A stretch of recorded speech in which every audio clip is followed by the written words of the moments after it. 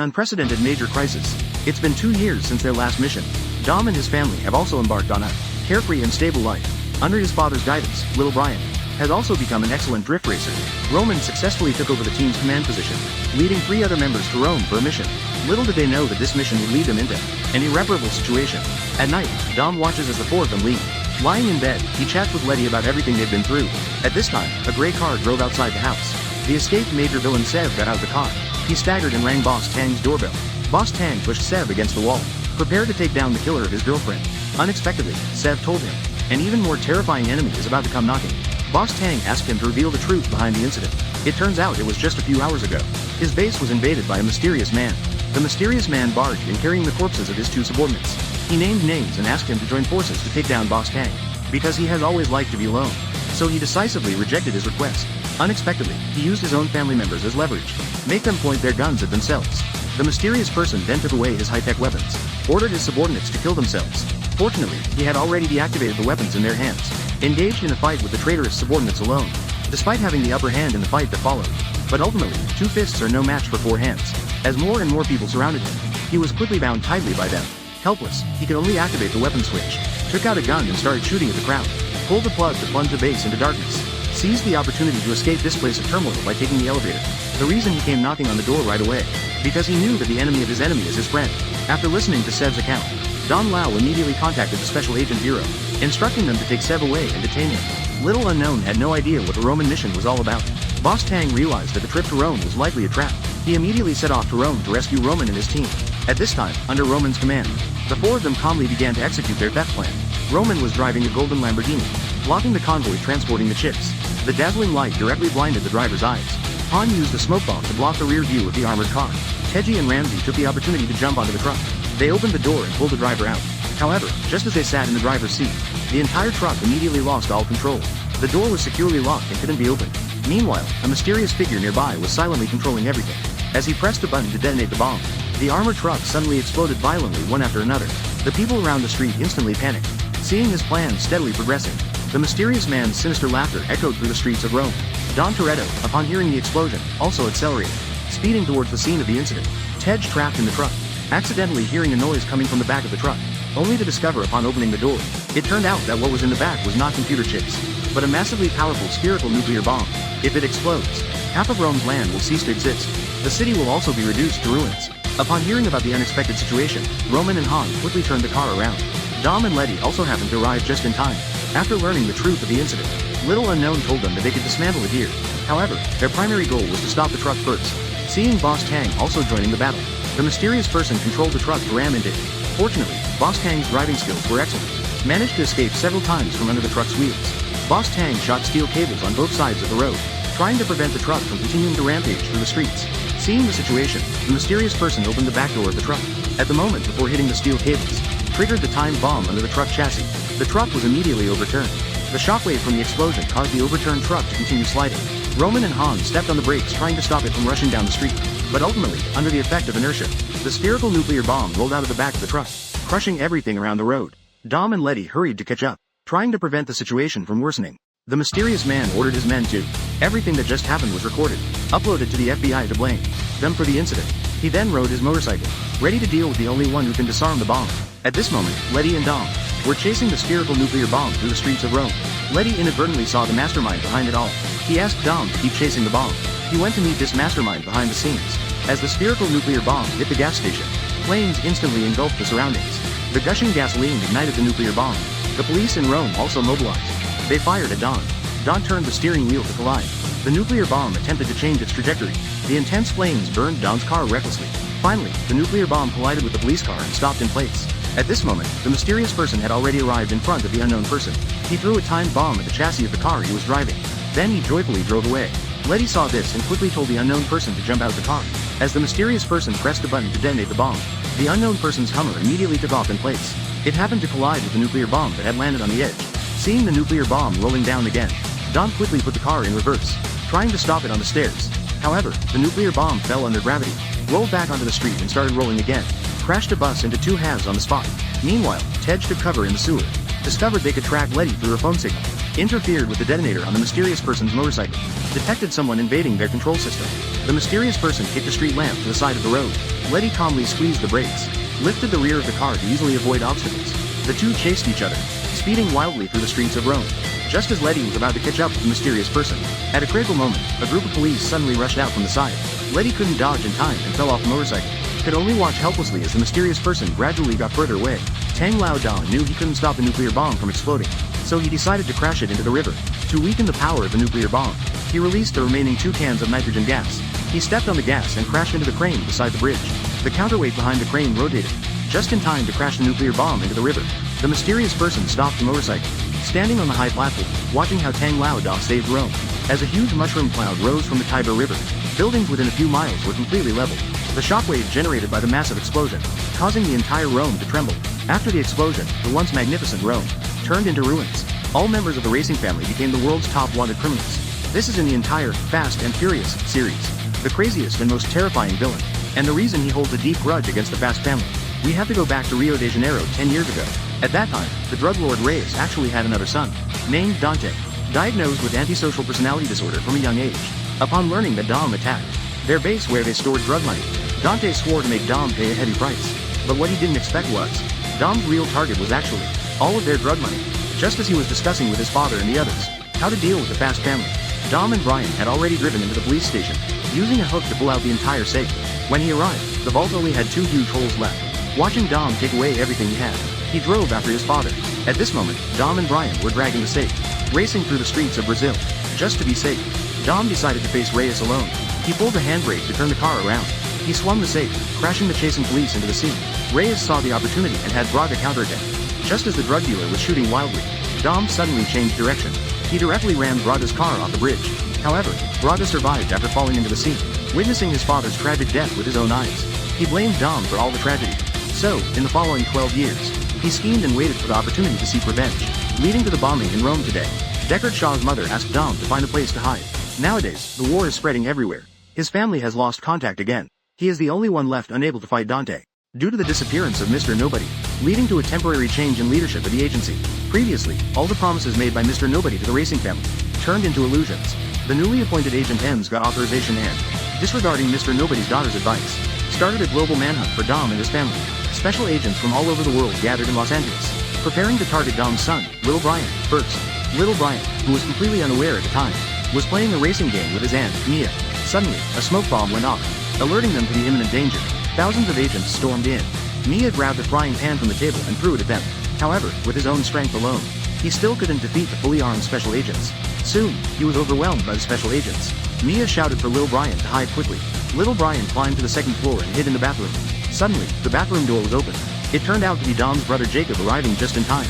Jacob told Little Brian to hide well and not come out. He went to take care of the remaining special agents outside. After all, he was also the main antagonist from the previous installment.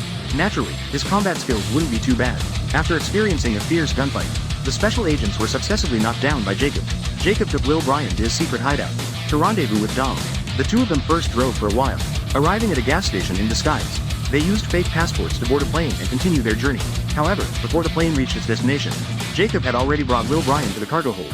Riding a pre-prepared airship, they plummeted rapidly from 10,000 meters high. Opening the wings in midair, they sped towards the rendezvous point. At this time, the daughter of the unknown person, Tess, arrived at a bar. He received a message from the boss, Don, to meet here. The people in the bar mistakenly thought he was there to arrest Don. They approached and started to physically assault him. Tess also didn't back down. She punched the man, knocking him to the ground. She held his head and smashed it against the bar counter. She took the shotgun thrown by the bartender. She asked who else present wanted to step forward. Inadvertently, he noticed a familiar figure in the corner. He asked the bartender for 2 bottles of Corona beer. He walked up to Don and told him that he had used his insight to uncover the identity of their opponent. Hearing that this enemy is from the shadows of the past, Boss Tang hopes that Tyrese can help him rescue Letty. Then he took off the cross necklace and placed it on the table. Went alone to Brazil to sell things with Dante. Roman and his group, who were globally wanted, smuggled back to London through a container.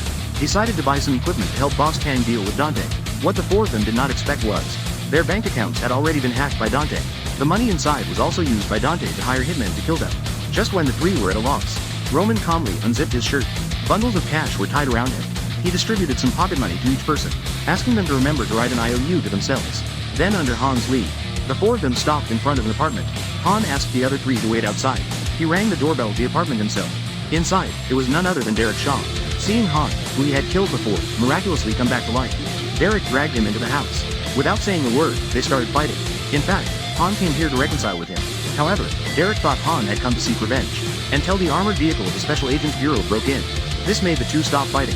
Seeing tens of thousands of agents breaking in, the two decided to team up.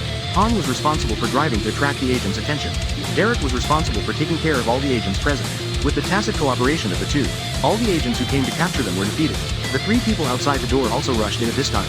After learning the truth of the incident, Derek discovered that his mother was also a target of Dante, hurriedly equipped and drove to rescue mother. At this time, Don Lao Da arrived in Brazil. Indeed met Dante, who had been waiting for a long time. Dante, in a gorgeous noblewoman attire, invited Don Lao Da to a racing duel. Obviously, Dante was fully prepared. He knew he couldn't beat this legendary driver, so bombs were placed under the cars of the other two drivers. Let Don Lao Da choose to save one person. As the referee gave the order, the four cars raced side by side. At this time, Don Lao Da's entire focus was on how to save his friend. Unaware, Diogo released nitrous oxide to speed up.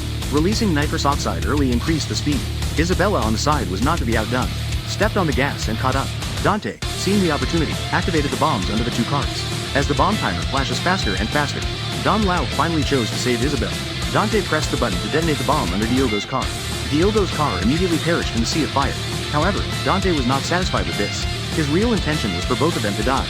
Don Lao suddenly turned and crashed into Isabel's car. The car flipped over after a violent impact. Just managed to scrape the bomb off the chassis. However, in the end, it was still a step too slow. Dante pressed the detonation button the moment the bomb fell. The car driven by Isabel burst into flames from underneath. The shockwave from the explosion caused the flipped car to slide on the road. Dom quickly stepped forward to stop the race car from moving forward. And the reason he took special care of Isabel, it's because Isabel is the late Alina's younger sister. After warning Dom, Dante disappeared into the darkness. Through the clues provided by Isabel, Dom found Dante's headquarters. It was the police station he had robbed the safe deposit box from before. Suddenly, a phone on the side rang. It was a call from Dante. He told Dom that he would piece by piece destroy his family, making him feel the pain of losing family. After speaking, he hung up the phone and headed towards Isabel's house. The Secret Service, upon receiving the message, also rushed over, arrested Dom on the spot. Meanwhile, Letty was being detained by the Secret Service. Turned around to find that the person lying next to me was actually Seb. Seb uses the control system next to the bed. He knocks out all the agents guarding them upstairs. He unlocks the handcuffs and hurries Letty to leave with him. However, Letty immediately turns on Seb and starts fighting with him. Letty has always harbored deep resentment towards Seb. Seb took Dom away from him in the beginning, causing Dom to become enemies with his family. Now finally having the chance to redeem themselves, Seb presses hard on Letty's wound. Letty also seizes Seb's wound. Seb grabs Letty and slams her against the wall. Letty kicks the wall. Using the force, she falls down the stairs with Seb. The two continue their close combat downstairs. We exchange blows, making it hard to distinguish. Letty suddenly grabbed a piece of broken glass from the ground, and threw it at Seb's face. Then, she quickly ran and kicked Seb down to the ground. Seeing Seb lying motionless on the ground, Letty struggled to climb out of the air duct. She pushed the door open and realized she was actually in Antarctica. Helplessly, she had to return to the base. Meanwhile, Dom was sitting in the Special Agent Bureau's car. He heard the sound of a helicopter outside. He knew that Deckard wouldn't give up that easily. So, he quickly fastened his seatbelt. Before the others in the car could react, a missile struck them swiftly. The Special Agent Bureau's armored vehicle was instantly overturned. Dom got out of the car and then realized that he was back on the same bridge as before. Deckard pulled Isabel out of the trunk. Seeing his family threatened, Boss Tang released the handbrake of the car, prepared to use this as a cover to rescue his family. At this moment, Ems on the side also understood. Boss Tang was framed and set up by someone. He threw a rifle to Boss Tang, then followed him to counterattack the mercenaries on the bridge together. Soon, Dante's mercenary army was completely wiped out.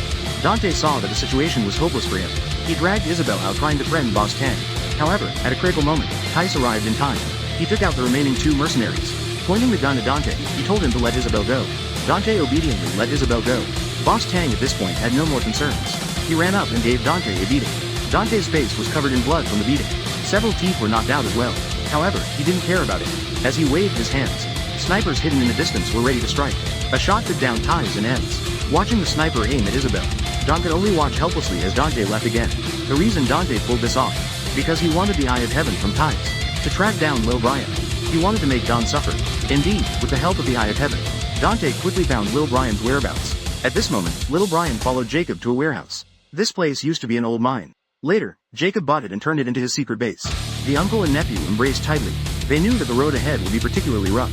Brian accidentally discovered a car covered on the side. Driven by curiosity, he lifted a corner of the car cover. A giant cannon appeared in front of him. Jacob told him that this was his latest masterpiece. Unfortunately, it was still only a half-finished product. Just then, the sirens of the secret base sounded. Dante led his mercenaries to ride. Jacob tore off the car cover. Brian was finally able to see the full appearance of the car, only to see a 1967 Chevrolet with 4 cannons mounted, flew out from the mine, speeding wildly through the vast canyon of yellow soil, until the target appeared. Dante ordered his men to capture Brian alive. Then he gleefully walked down from the tower, joined the ranks of chasing Brian. A group of mercenaries closely followed behind the two. When they reached a fort, they split up, seeing mercenaries coming from all directions. Jacob pulled the trigger. Brian pulled the trigger. A shell flew out of the cannon, blasting 2 mercenaries in front of them to the ground. Jacob stepped on the gas pedal, escaped from the mercenaries' encirclement, then pulled the trigger to reload. Brian also instinctively pulled the trigger, but this time it hit the nearby mountain. Fortunately, falling rocks helped them deal with some pursuers. Soon the two emerged from the canyon, drove onto the highway. Just as Jacob was about to pull the trigger to reload, the cannon malfunctioned at a critical moment. They watched as the pursuers got closer and closer. Jacob could only swerve left and right to ram the pursuers. Suddenly, a transport plane flew over their heads. It was Boss Tang who rushed over to save his son. Boss Tang chose to parachute directly on the spot. He shifted into reverse and drove straight off the transport plane. He landed right on top of 2 mercenaries' cars. Without any physical force, the 2 cars were immediately sent flying in place, crashing into the pursuers behind. The highway instantly turned into a car hill. Boss Tang instructed Jacob to take his son to the airport. However, Brian climbed to the back of the car midway, planning to fix the malfunctioning cannon. This also gave Dante the opportunity. Dante accelerated and pulled Brian into the car. Then he violently turned the wheel and knocked Tang Leota off the road. Tang Leota drove against traffic on the opposite lane. He dodged around trying to find an opportunity to save his son. However, at that moment, several armored vehicles approached from the front. Seeing that he had put Lil Brian in danger, Jacob decided to sacrifice himself. To help Tang Leota buy some time, he aimed all the barrels at the ground. He turned the wheel and pulled the trigger. The car immediately took off in place. After flipping several times, it crashed onto the oncoming armored vehicle. The violent impact caused the bomb in the car to explode. Tang Leota drove past the wreckage of the car. With a determined look, he intended to make Dante pay a heavy price for this. Seeing the strongman uncle buried in the sea of fire, Dante excitedly screamed in the car. He ordered his men to shoot a grappling hook to drag Tang Leota off the road. Didn't expect Tang's car to have such powerful horsepower. Watched as it lifted his rear wheels several times. But in the end, Tang pulled it back each time. Tang opened the nitrous oxide switch, stepped on the gas and pressed the button. The car was ready to go. Directly flew with 2 helicopters to the nearby road. This scene instantly froze the smile on Dante's face. He accelerated to quickly escape from here. Tang communicated through the intercom to prepare Lil Brian, then spun around with the wreckage of 2 helicopters. Found the right moment to smash into Dante's car. Dante struggled to control the out-of-control car. Little Brian also took the opportunity to open the car door. He leapt with all his might onto his father's car. Seeing his son safe and sound, Boss Tang stepped on the gas and left in a hurry. Notify EMS to prepare for takeoff. But halfway through passing a dam, 2 huge oil tankers suddenly came from the front and back. Dante's voice also came through the intercom. He told Boss Tang that he had a surprise for him. At this moment, Roman and his group arrived by plane. Boss Tang told them to leave quickly, but it was already too late.